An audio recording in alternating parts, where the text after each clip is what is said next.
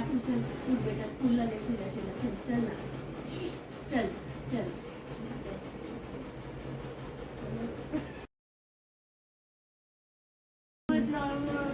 चलो जल्दी जल्दी जल्दी. तो आप देख रहे होंगे मैं स्कूल के लिए बड़े बेटे को रेडी कर रही थी पार्क को, और मेरे एक्सप्रेशन से आपको पता चल रहा होगा कि लेट हो जाता है सुबह का टाइम, और बच्चे जल्दी करते भी नहीं हैं, और स्कूल के टाइम पर ही उनको सब कुछ याद आ जाता है। वन डे बिफोर वो कुछ भी भूल जाते हैं रखना, तो उस टाइम बहुत ज़्यादा हड़बड़ी हो जाती है सब कुछ मैनेज करने में। तो उसके बाद मैं उसका टिफ़िन वगैरह बनाकर उसको खिलाना स्टार्ट कर देती हूँ, और मेरी सुबह तो 5:30 बजे ही स्टार्ट हो जाती है, पर मैं वीडियो में रिकॉर्ड नहीं कर पाई क्योंकि आप उतना याद से नहीं कर पाते हो, और स्कूल के टाइम चलता है तो आपको जल्दी रहती है। और तब मैं इसको थोड़ा आधा घंटा उसको इसके साथ थोड़ा टाइम स्पेंड करती हूँ। इसके बाद इसके सोने का टाइम हो जाता है, तो यहाँ पर वो अभी 1 घंटे तक आराम से सो लेता है, और उसी बीच में मैं जो मेरे ऊपर के काम रहते हैं साफ़ सफाई का वो सारा कुछ कर लेती हूँ। मैं झूला इतना फास्ट नहीं देती हूँ, पर यहाँ पर आपको लग रहा होगा यहाँ पर उसको जो सोने में 10 से 15 मिनट लग ही जाता है, और वो 10 से 15 मिनट इसमें आराम से वो सो लेता है 1 घंटे तक, तो मुझे इसमें अच्छा लगता है। और मेरी भी नज़र रहती है आते जाते मैं मेरे हस्बैंड उसको थोड़ा झूला देते। किचन की हालत जैसे कि आप देख रहे होंगे, क्योंकि जल्दी करना रहता है सुबह का टाइम, तो सारा कुछ वैसा ही रह जाता है। जब वो स्कूल जाता है और ये सोता है तो मैं उसी बीच में अपना काम निपटाती हूँ सारा, किचन का साफ़ सफाई, बेडरूम के, वो सारा कुछ मैं उसी टाइम में कर लेती हूँ। फिर उसके बाद ये उठता है तो फिर उसमें ही लग जाती हूँ। तो ये सारा टाइम मेरा ऐसा ही जाता है, सुबह का पूरा बिज़ी शेड्यूल रहता है। उसी बीच में मैं अपना ब्रेकफास्ट सारा कुछ कंप्लीट कर लेती हूँ, और यूट्यूब के लिए जो एडिटिंग करना रहता है मैं थोड़ा थोड़ा टाइम निकाल कर इसी बीच में करती रहती हूँ। जब वो सोता है और बड़ा बेटा घर में नहीं रहता है तो उसी बीच में मैं 10 से 15 मिनट तक कर लेती हूँ, और मुझे रात को ज़्यादा टाइम मिलता है तो रात को मैं आराम से कर पाती हूँ। रात को मुझे डेली हो जाता है 2 से ढाई बज जाता है एडिटिंग हो, तो 2 बच्चों में सब कुछ मैनेज करना बहुत ज़्यादा हैट्रिक हो जाता है। और मैं यहाँ पर सारे लेडीज़ के बारे में बात कर रही हूँ जो घर भी संभालते हैं और बच्चों को भी टाइम देते हैं, सारा कुछ अच्छे से मैनेज कर पाते हैं। तो हैट्स ऑफ है, क्योंकि मैनेज करना बहुत ज़्यादा मुश्किल हो जाता है, और कभी कभी लिटरली रोना आ जाता है सब कुछ मैनेज करते करते। जब मेरा छोटा बेटा जगता है और बड़ा बेटा भी घर पर रहता है तो मेरा यही रहता है कि उनको टाइम दूँ। तब मैं ज़्यादा कुछ करती नहीं हूँ, लैपटॉप मोबाइल वगैरह ज़्यादा एडिटिंग के लिए पकड़ती नहीं हूँ। नहीं तो बच्चों को ऐसा लगता है कि मम्मी हमेशा मोबाइल ही पकड़ी रहती है या फिर लैपटॉप पर ही काम करती रहती है। इसी बीच में मेरा छोटा बेटा उठ जाता है यहाँ पर।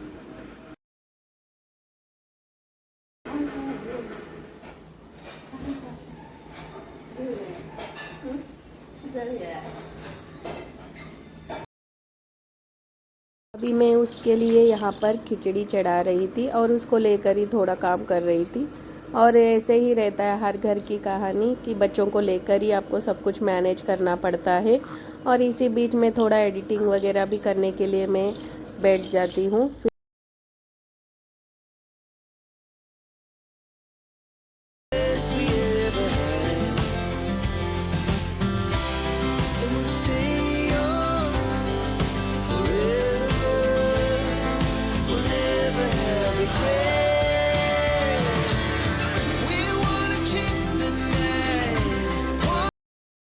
अभी यहाँ पर मैं 10 से 15 मिनट तक एडिटिंग के लिए थोड़ा बैठती हूँ, क्योंकि मुझे टाइम बहुत कम मिलता है और रात को ही मुझे ज़्यादा करके टाइम मिलता है, तो उतने में ही मैं मैनेज करने की कोशिश करती हूँ।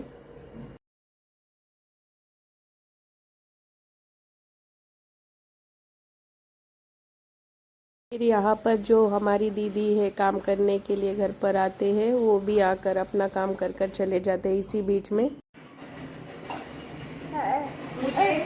हर रोज सुबह या फिर काम करते टाइम जब भी टाइम मिलता है मुझे, तो मैं फेनिग्रीक या फिर मेथ्या इसे खाती हूँ।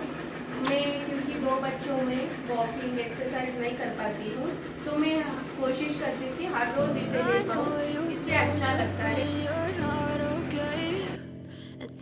जिस दिन मुझे ज़्यादा काम नहीं रहता है तो मैं इसको 10 से 15 मिनट के लिए थोड़ा वॉक करने नीचे लेकर आ जाती हूँ, उसको भी थोड़ा अच्छा लगता है।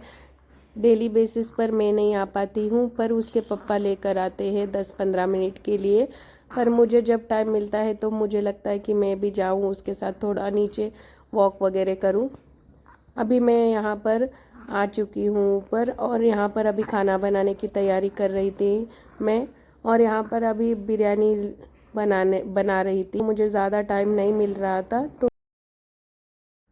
खाना वगैरह बनाते बनाते ही मैं यहाँ पर थोड़ा बर्तन वगैरह भी यहाँ पर लगा लेती हूँ उसी टाइम में ही।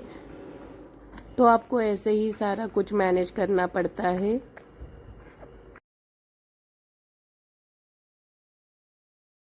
डायरेक्ट आपको फ्रेश होकर मिल रही हूँ। अभी खाने का सारा कुछ मेरा हो चुका है, और मेरे बेटे को भी मैं नहला दी हूँ। उसका मसाज और नहलाना वो सारा कुछ मैं ही करती हूँ, और अभी फ्रेश हो गई हूँ। तो अभी इस टाइम मैं उसको सुला देती हूँ, और जैसे ही वो सोता है थोड़ा मैं खाना खाती हूँ और एडिटिंग करने फिर से बैठ जाती हूँ। तो इसी तरह रूटीन होता है मेरा जब तक कि बड़ा बेटा नहीं आता है, तब तक मैं जैसे ही वो आता है तो फिर से मैं उसके काम में लग जाती हूँ। तो Never said you felt that way. Guess you're trying to stay strong and fake a smile until I look away. But I've known you too long, it hurts to watch your blue eyes fade to gray as you fade away.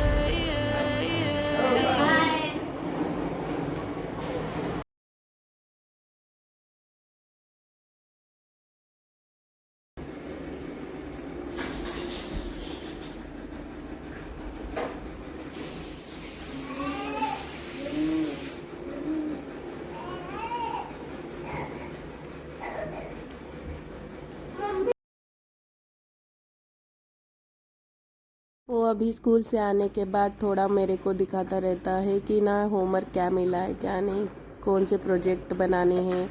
तो फिर अपने भाई के साथ भी थोड़ा time spend कर लेता है, और थोड़ा अभी खाना खाते हुए वो थोड़ा टीवी देखता है। उसके बाद फिर वो 5-5:30 बजे पढ़ाई करने के लिए बैठ जाता है।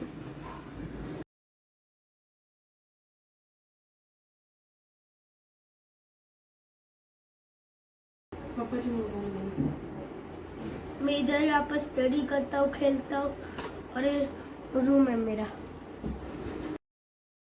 बीच बीच में उसकी मस्ती भी चलती रहती है।